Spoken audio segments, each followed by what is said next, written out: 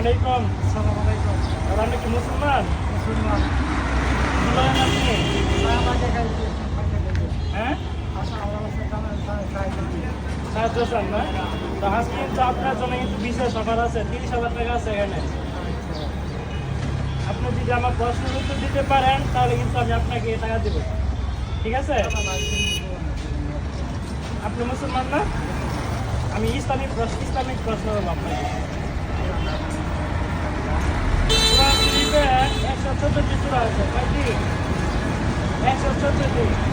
যদি সব সূরার নাম বলতে পারেন 30,000 টাকা দেবো। আর যদি না পারেন তাহলে 10টা সূরার নাম পারেন, প্রতিটা সূরার জন্য 50 টাকা করে দেবো। আচ্ছা, আপনি মুসলমান না? আপনি কয়টা সূরার নাম জানেন? 10টা সূরার নাম বলতে পারবেন, 50 টাকা করে পাইবেন। ক্যামেরাটি একটু কাছে আনো। একটু দূরে না। এখন আমি একটু দূরে নাও, আমাকে সহজতা দেখেন। এখন আমি আপনাকে বলতে চাচ্ছি যে আপনি 10টা সূরার নাম বলতে পারবেন।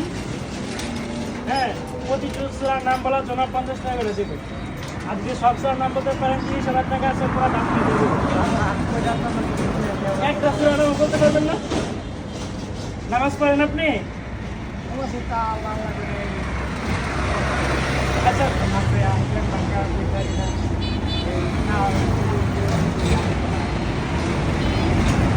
আপনারা নামাজ পড়েন না? তো ঠিক নয়, একটা সূরার নাম বলেন।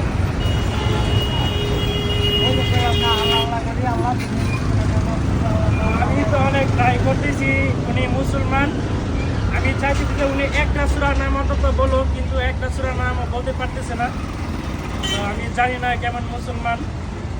আচ্ছা, যাই হোক,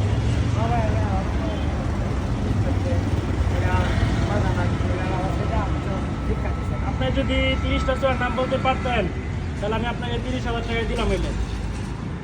ঠিক আছে? এখন একটা সূরার নামও বলতে পারেন না, এরপর আমি আপনাকে 100 টাকা দিলাম। ঠিক আছে? তো গাইস, ভালো ভালো ভিডিও সবাই বেশি বেশি শেয়ার করবেন।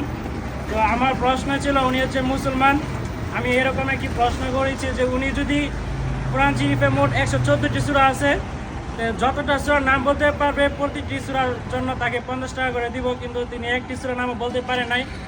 এবং যদি সব সূরার নাম বলতে পারতো আমি তাকে এখানে 30,000 টাকা আছে, পুরো 30,000 টাকাই তাকে দিতাম। তো সবাই ভালো ভিডিও বেশি বেশি শেয়ার করবেন। আল্লাহ হাফেজ।